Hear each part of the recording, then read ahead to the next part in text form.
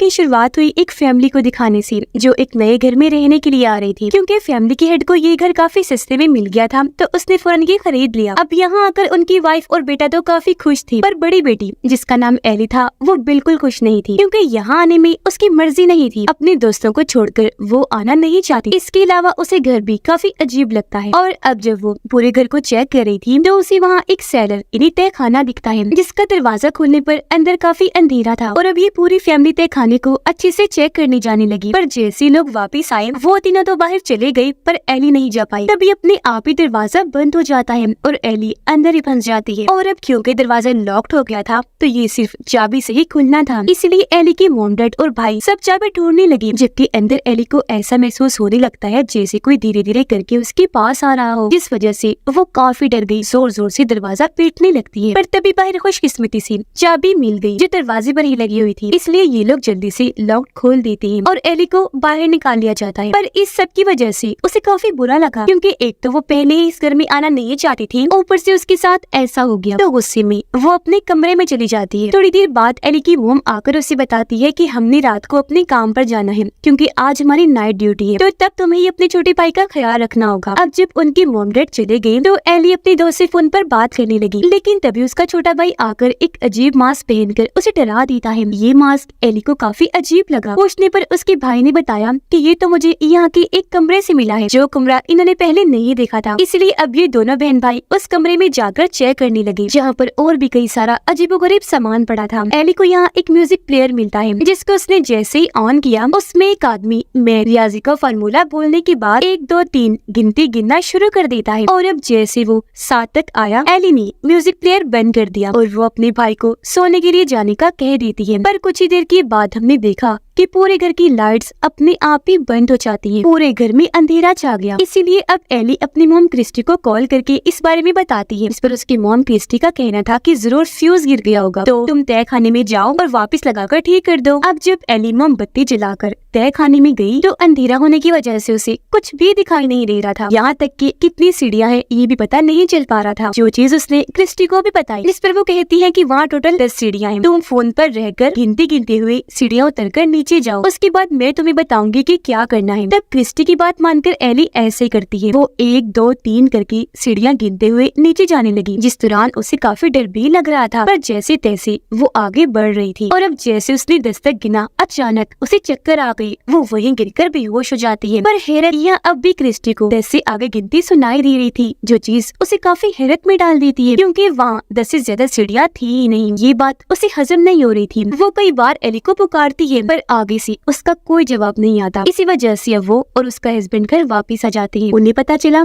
कि एली घर में नहीं है, उसके साथ साथ उसका फोन भी गायब है। इस वजह से क्रिस्टी को काफी परेशानी होने लगी। वो उसे तय खाने समेत हर जगह ढूंढती है, पर उसका कोई अता पता नहीं था। थक हार कर उन्होंने पुलिस को उसके गायब होने की रिपोर्ट की, पर वो भी उसे नहीं खोज पाती। लेकिन क्रिस्टी को यकीन था कि मेरी बेटी के साथ जरूर कुछ गलत हुआ है, इसलिए अगले दिन वो घर के आसपास और हर जगह उसे ढूंढती है और ना मिलने पर उसके गायब होने के पोस्टर्स भी हर जगह लगा देती है। पर पुलिस समेत एली के डैड को भी यही लगने लगता है जैसे वो घर से खुद भागी है, क्योंकि वो तो पहले भी यहाँ आना नहीं चाहती थी और ऐसा वो पहले भी कई बार कर चुकी है। पर क्रिस्टी को अभी भी यकीन नहीं आ रहा था, इसलिए वो खुद अब तय खाने को अच्छे से चेक करनी चाहती है, जहाँ उसे दूसरी सीढ़ी पर मैथ का फार्मूला लिखा हुआ नजर आता है। और जब वो बिल्कुल नीचे गई तो दीवार पर लाइट से देखने लगी, जहाँ पर लाल रंग से बहुत सारे डरावने चेहरे बने हुए थे, जो चीज उसे काफी अजीब लगी। इस बारे में वो पुलिस को बताकर फिर से पूरी जगह चेक करने को कहती है, जो पुलिस करती भी है, पर हमेशा की तरह इस बार भी उन्हें कुछ नया पता नहीं चलता। जिसके बाद ऑफिसर उनसे सवाल करने लगा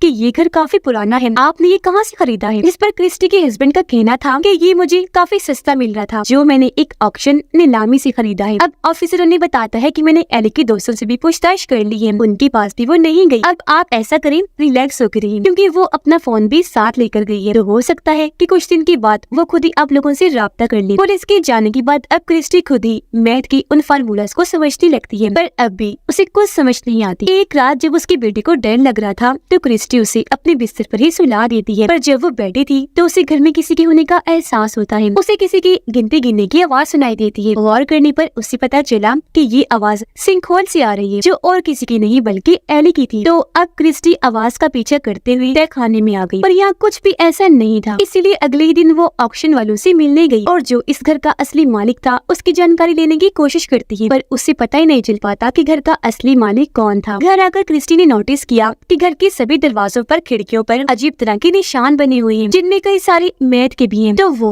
उन सब की तस्वीर बना लेती है और जाकर वो सारे निशान अपनी दोस्त को दिखाती है, जिसे जोड़कर उसकी दोस्त ने बताया कि ये तो कोई और ही जुबान लग रही है, और सारे लफ्जों को जोड़कर एक लफ्ज बना है लिवाइथन, जो ज्यूस के हिसाब से सी मॉन्स्टर है, यानी समंदरी मॉन्स्टर। पर ये चीजें क्रिस्टी की समझ से बाहर थी। वो सोचती है कि भला इससे मुझे क्या मदद मिल सकती है, इसलिए वहाँ से जाकर स्कूल से अपने बेटे को लेकर घर वापस आ गई। और अब जब वो इंटरनेट पर लिवाइथन लिखकर सर्च करने लगी तो उसे याद आया कि मेरे बेटे ने बताया था कि एली के गायब होने से पहले उसने एक आदमी की रिकॉर्डिंग सुनी थी म्यूजिक प्लेयर में, इसीलिए अब वो भी म्यूजिक ऑन करके उस रिकॉर्डिंग को सुनने लगी। और अब जैसे वहाँ गिनती चलना शुरू हुई, क्रिस्टी का बेटा अपना खेल छोड़कर आवाज के साथ गिनती गिनना शुरू कर देता है, जो गिनते गिनते वो खाने की तरफ जा रहा था। ये देखकर क्रिस्टी जल्दी से रिकॉर्डिंग बंद करके अपने बेटे को रोकती है, और अब संभलने पर बच्चे को कुछ भी याद नहीं था कि मैं क्या करने जा रहा था और इससे पहले मैं क्या कर रहा था, जो चीज क्रिस्टी को भी हैरत में डाल के रख देती है। तभी क्रिस्टी की नजर वहाँ पर लगी एक तस्वीर पर गई, जो यहाँ रहने वाले एक आदमी की थी, जो एक मैथ का टीचर था, और उसकी तस्वीर के पीछे भी उस दूसरी जुबान में कुछ लफ्ज लिखे हुए थे। और अब जब क्रिस्टी इंटरनेट पर इस टीचर के बारे में सर्च करती है तो उसे पता चला कि टीचर और उसकी फैमिली जब इस घर में शिफ्ट हुए थे तो एक दिन अचानक उनकी पूरी फैमिली गायब हो गई, सिवाय टीचर की एक बेटी के, जो अभी भी जिंदा है। ये चीज क्रिस्टी देख ही रही थी कि तभी पूरे घर की लाइट्स फिर से बंद हो जाती है, और अब उसी तहखाने से अपने बेटे की आवाज आने लगी। वो जब उस तरफ गई तो देखती है कि तहखाने का दरवाजा लॉक्ड है, जिसे खोलने के लिए वो चाबी को हर जगह ढूंढती है, पर वो उसे कहीं नहीं मिलती। तो अब जब क्रिस्टी चाबी वाली जगह से अंदर झांककर देखती है तो वहाँ पर किसी शैतान की डरावनी सी आंख थी, जिसे देखकर क्रिस्टी कांप गई। जिसके अगले ही पल उसका बेटा पीछे आकर खड़ा हो जाता है। वो कहता है, मॉम आप यहाँ क्या कर रही हैं? क्रिस्टी ने जवाब दिया कि मैं तुम्हें ही ढूंढने आई थी, तुम चिल्ला रही थी ना। इस पर वो कहता है कि नहीं मॉम, मैं तो अपने कमरे में ही था और मुझे तो कोई आवाज नहीं सुनाई दी, यानी कि वो आवाज बस क्रिस्टी को ही आ रही। अब कुछ ही देर में यहाँ लाइट आ जाती है और इन लोगों को चाबी भी मिल गई थी। तहखाने का दरवाजा खुलकर क्रिस्टी अंदर गई, पर तभी अचानक फिर से दरवाजा अपने आप ही बंद हो गया, जो अब लॉक्ड हो गया था। अंदर से क्रिस्टी अपने बेटे को दरवाजा खोलने का कहती है, पर उसका हाथ चाबी तक नहीं जा रहा था, इसलिए वो कुर्सी लेने चला गया। जबकि अंदर क्रिस्टी को ऐसा महसूस होने लगा जैसे कोई मेरे पास आ रहा है, जो चीज एली के साथ भी हुई थी, जिस हड़बड़ी में वो अपना फोन भी गिरा देती है। लेकिन बाहर तब तक उसका हस्बैंड भी आ गया, जो तहखाने का दरवाजा खोलकर क्रिस्टी को बाहर निकाल लेता है। बाद में क्रिस्टी उसे बताती है कि इस घर में कुछ तो है, क्योंकि तहखाने में मैंने अजीब महसूस किया और मैंने इस घर के पुराने मालिक के बारे में भी सर्च किया, जो टीचर था। पता चला कि उसकी पूरी फैमिली अचानक ही गायब हो गई थी, जैसे हमारी बेटी एली हुई। अब उसकी पूरी बात सुने बगैर ही वो काट देता है, क्योंकि उसे यकीन आ ही नहीं रहा था। इस सब को बकवास कहकर वो खुद खाने में चेक करने गया, जहाँ उसे किसी जानवर के बालों का गुच्छा मिलता है, जिसे भी वो नजरअंदाज करके वापिस आ जाता है। अब अगले दिन क्रिस्टी एक काफी बड़े मैथ कॉलेज में जाती है, क्योंकि घर का मालिक यही पढ़ाया करता था। वहाँ उसकी मुलाकात एक मैथ टीचर से हुई, जिसे क्रिस्टी मैथ का फार्मूला दिखाती है। उसे देख वो क्रिस्टी को बताता है कि ये फार्मूला तो काफी पुराना है और कहा जाता है कि इसे किसी दूसरी दुनिया का दरवाजा खोलने के लिए इस्तेमाल किया जाता है। अब जब उसने घर की मालिक टीचर के बारे में उससे पूछा तो वो बताता है कि हाँ सुना था, वो अचानक गायब हो गई, आज तक उनका पता नहीं चल पाया, लेकिन उनकी बेटी अभी भी जिंदा है। अब यहाँ से सीधा क्रिस्टी अपने घर आई और वो फार्मूला और टीचर ने जो सब बातें बताई वो अपने हस्बैंड को बताती है, पर उसका हस्बैंड जो इन बातों से चिढ़ गया था, उसे गुस्सा आ जाता है और अब वो खाने में चला गया। वहाँ की उस आखिरी सीढ़ी को हथौड़े से तोड़ने लगता है जिस पर फार्मूला लिखा हुआ था। अब वो जैसे वार करने लगा,